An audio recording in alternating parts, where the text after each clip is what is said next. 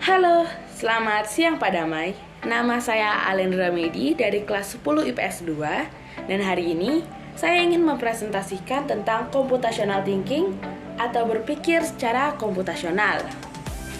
Apa sih computational thinking atau berpikir secara komputasional itu? Kegiatan utama dalam berpikir secara komputasional ialah menyelesaikan masalah atau problem solving. Untuk menemukan solusi yang efisien, efektif, dan optimal sehingga bisa dijalankan oleh manusia maupun mesin. Nah, ada 4 fondasi berpikir komputasional dalam informatika. Yang pertama adalah abstraksi, yaitu menyarikan bagian penting dari suatu permasalahan dan mengabaikan yang tidak penting sehingga memudahkan fokus kepada solusi. Yang kedua itu adalah algoritma. Apa sih algoritma itu? Yaitu menuliskan otomasi solusi yang melalui berpikir secara algoritmik atau langkah-langkah yang terurut untuk mencapai suatu tujuan atau solusi. Yang ketiga adalah dekomposisi dan formulasi persoalan sedemikian rupa sehingga dapat diselesaikan dengan cepat dan efisien serta optimal dengan menggunakan komputer atau alat bantu. Dan yang terakhir adalah pengenalan pola persoalan, generalisasi, serta mentransfer proses penyelesaian persoalan ke dalam persoalan lain yang sejenis. Nah, selanjutnya kita akan membahas tentang algoritma dasar.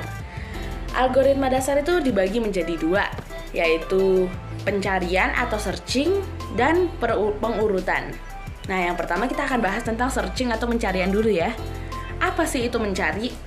Mencari adalah menemukan sesuatu yang bisa berupa benda, angka, konsep, informasi yang memenuhi kriteria tertentu dalam suatu ruang pencarian. Masalah pencarian sangat umum ditemukan di dalam kehidupan, termasuk dalam dunia komputasi. Ketika melakukan suatu pencarian, kalian harus menemukan suatu benda atau objek yang memenuhi kriteria tertentu dari sekumpulan benda atau objek lain. Nah, contohnya gini deh. Misalnya kita mau cari Google, kita mau searching. Misalnya kita searching tentang pemanasan global, informasi tentang pemanasan global. Kita ketik dong di Google-nya itu tentang pemanasan global. Ntar bakal muncul pengertian, cara mencegah, terus penyebabnya. Itu biasanya bakal langsung muncul kan, karena kita searchingnya pemanasan global di Google. Coba kalau kita searchingnya kayak bagaimana cara berternak ikan, nggak mungkin dong yang munculnya adalah pemanasan global. Makanya kita kalau mau mencari itu harus mencari dengan benar apa yang mau kita cari. Nah, yang kedua tuh kita akan membahas tentang pengurutan. Pengurutan merupakan suatu permasalahan klasik pada komputasi yang dilakukan untuk mengatur agar suatu kelompok benda, objek, dan entitas diletakkan mengikuti aturan tertentu. Contohnya deh, misalnya kita lagi bikin presentasi atau lagi bikin laporan. Di laporan itu pasti kita kayak ada urutan dong, kayak 1, 2, 3, 4, 5. Yang pertama misalnya tentang daftar isi, yang kedua isinya, dan yang ketiga penutupnya kan. Gak mungkin dong kita bolak-balik gitu, kayak nanti pasti kayak gurunya marah kalau kita bolak-balik kan. Masa kita bikin penutup dulu, kita bikin daftar isi, baru yang terakhir kita bikin isi, itu kan gak boleh kayak gitu. Terus kayak angkanya 1, 2, 3, gak mungkin kayak kita bikin halaman nih, halaman dari 3, 4, terus 1 ke 2. Itu kan gak mungkin kayak begitu. Jadi kita harus berurutan. Nah, selanjutnya kita akan membahas tentang struktur data. Struktur data sama kayak tadi tuh, dibagi menjadi 2. Sama kayak algoritma dasar ya, dibagi menjadi 2. Yang pertama itu adalah QW dan yang kedua adalah stat. Kita bahas dulu tentang QW. QW pada metode ini, objek-objek disimpan dalam metode penyimpanan berupa antrian, sehingga objek yang pertama atau lebih dahulu datang akan lebih dahulu diselesaikan atau keluar. Contoh, kita lagi ngantri di toilet umum. Toilet umum tuh kan pasti banyak orang kan ngantri gitu kan. Orang yang datang duluan berarti yang masuk ke toiletnya duluan. Kalau kita datang terakhir, ya berarti kita harus nungguin orang yang di depan itu selesai duluan.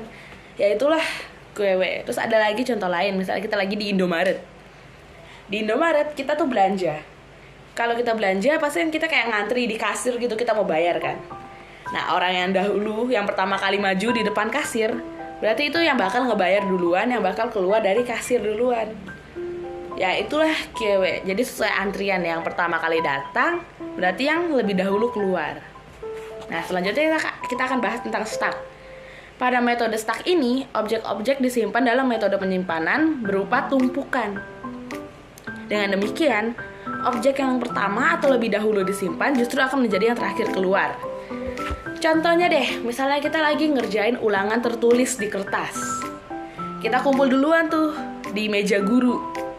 Nah, asuhan teman-teman yang lain bakal kumpul banyak gitu kan, sampai tertumpuk gitu kan. Punya kita paling bawah. Guru pasti bakal kayak ngambil terus koreksi atau dilihat dulu yang paling atas. Kita yang paling bawah bakal dilihat terakhir karena kita kan paling bawah. Nah, itulah stack. Jadi yang dilihat duluan tuh yang paling terakhir kumpul tuh yang paling dilihat duluan. Contohnya yang lain deh. Misalnya kita cuci piring. Pertama kita cuci piring pertama nih. Kita taruh paling bawah di rak. Taruh. Terus kita cuci lagi sampai setumpuk gitu cuci piringnya. Nah, waktu malam, kita mau makan malam. Yang diambil pasti yang dari atas dulu dong. Yang paling bawah nih malah yang terakhir kan. Karena kalau kita ambil dari yang paling bawah, itu susah diambilnya. Terus kayak, orang mana mau sih kayak ngambil dari paling bawah piring gitu. Pasti kayak takut pecah, takut jatuh gitu, yang lain-lain ya kan. Yang pasti yang diambil dari atas dulu, karena lebih gampang. Ya itulah stack, sistem stack kayak gitu.